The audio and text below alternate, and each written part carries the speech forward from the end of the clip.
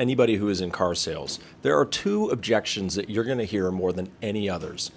I got to think about it, and I got to talk to the wife, husband, spouse, whoever it is. I'm going to show you the best ways to respond to those so that you can move things forward. This is not about closing. This is just about uncovering why they're really telling you those two things. I got to think about it. When somebody tells you they've got to think about it, especially if they're in person at the dealership, there's something that went wrong somewhere in the sales process. If you're in car sales and you believe that people want to go to a car dealership to just spend time and mess around and just hang out, I got news for you. There are very few people that have any interest in doing that at all. So if they're telling you I got to think about it, it's for a reason. The response to that is, let me ask you a question.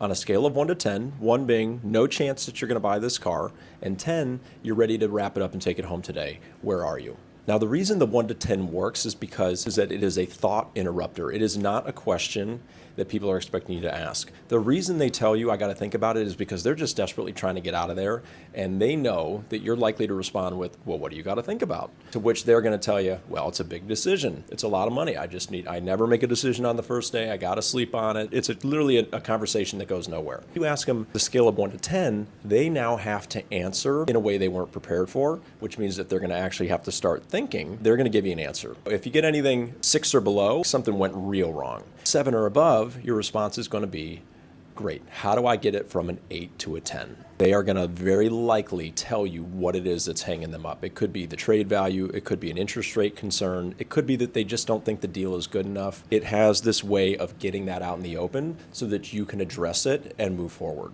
Number 2, I have to check with the spouse. I've got to talk to my wife, got to talk to the husband, got to talk to the partner, whoever it is. Just like I got to think about it, this just means that this person wants to get the heck out of the dealership. The thought in the mind of any consumer is, well, how can this person possibly respond to that, right? I mean, if I'm here at the dealership by myself and my wife's not with me, and I say, hey, I got to talk to my wife, she's not here. What most car salespeople have learned to do is to say something like, oh, why don't we give her a call? I'm sure she knows that you're here. If you're anything like me and my wife, you talk about big decisions like this ahead of time. All of that is terrible. It's confrontational. Frankly, it's disrespectful. Obviously, people in relationships will talk through big purchases. Very unlikely that unless you're talking about some kind of surprise situation, that a husband, wife, spouse, partner would have no idea that their significant other was at a dealership. That's just not realistic. So here's the response to that. Very simple. What if she says no? This is a question that the client is not prepared for. They're expecting you to ask, why don't we give her a call? What do you think she'll say? These are all things that have very easy responses. Like, oh no, she's at work right now, I can't bother her, or I don't know what she's gonna say. That's why I gotta talk to her about it. You're gonna get one of two responses. Either,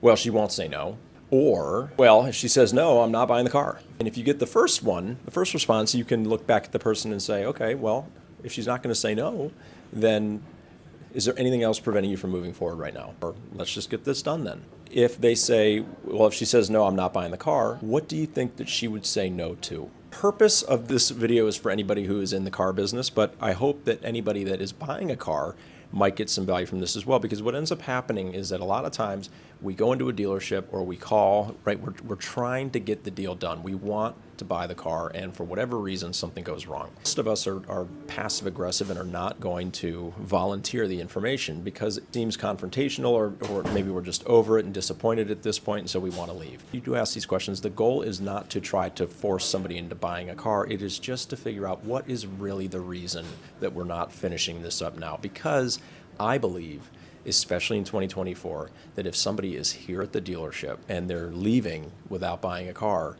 then it's because we screwed up somehow and not because they're just here wasting time. And so this is just designed to figure out how can we make better use of your time so that you don't go and start this process over with another salesperson in another dealership somewhere else. I hope you enjoyed this content. For the sake of illustration, I will get with my team and we will role play these two scenarios with you just so you can get an idea of how they look out in the real world.